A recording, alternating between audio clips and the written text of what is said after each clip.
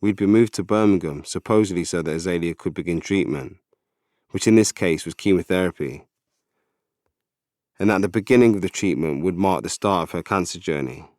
But she was so ill that it had become unlikely that she'd even make it through the next couple of days, let alone be able to embark on that journey. Faced with the uncertainty of what lay ahead, I found my world contracting, my personal walls crowding in on me. There couldn't have been a better metaphor than that tiny cubicle of a room full of machines, and a mum and dad who prayed that a combination of those machines and sheer will would keep their daughter alive. Nothing else mattered right then, and it would be a long, long time before it did. Thanks to family bringing us stuff, we didn't leave the hospital. Neither of us could think about leaving Azaylia's side.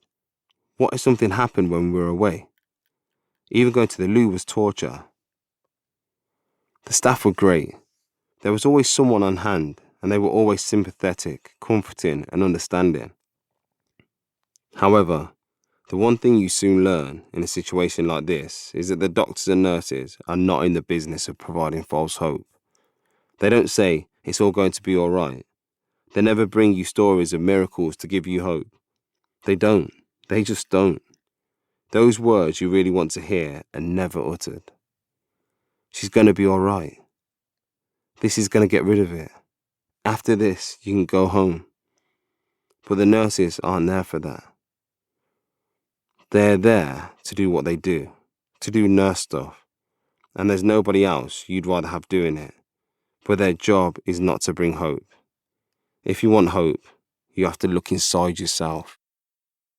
And that's when something clicked in me. Saf and I at this point were both in a complete mess. Both floundering, looking to the medics for some glimmer of something and just completely failing to get it. So instead, I said to her, "Listen, we cannot take our daughter's illness away. We cannot make her better. We cannot change places with her. All we can create is the most amazing, positive environment around her.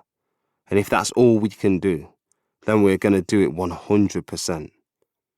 We decreed something in that moment. We decided that that room was going to be renamed Club 100. See that line, I said, indicating the threshold? When you step over this line, and that goes for everybody who comes into this room, you don't cry, you don't feel sorry for yourself, you don't bring any bad energy inside. You make this room the best, strongest, happiest, lightest environment it can possibly be. If you need to cry, if you need to vent, if you need to show your negative energy, then you do it elsewhere.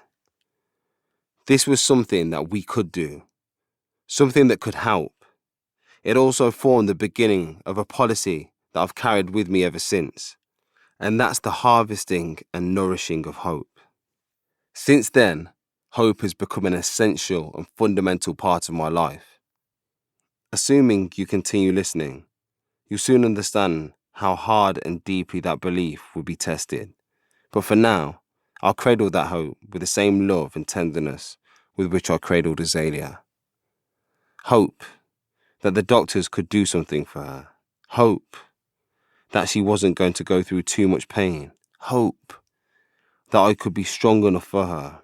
Hope for a future with our child. Hope was all we had then. In that room, I went from being somebody who wondered what car I wanted to take out that day, which designer clothes I wanted to buy, all that mad crap stuff, to having literally 7 inches in which to sleep. And that being fine.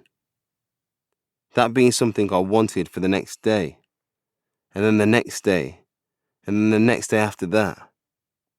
Because if I was lying in the same clothes on a cold hospital floor, then it meant my daughter was still breathing. She was still alive.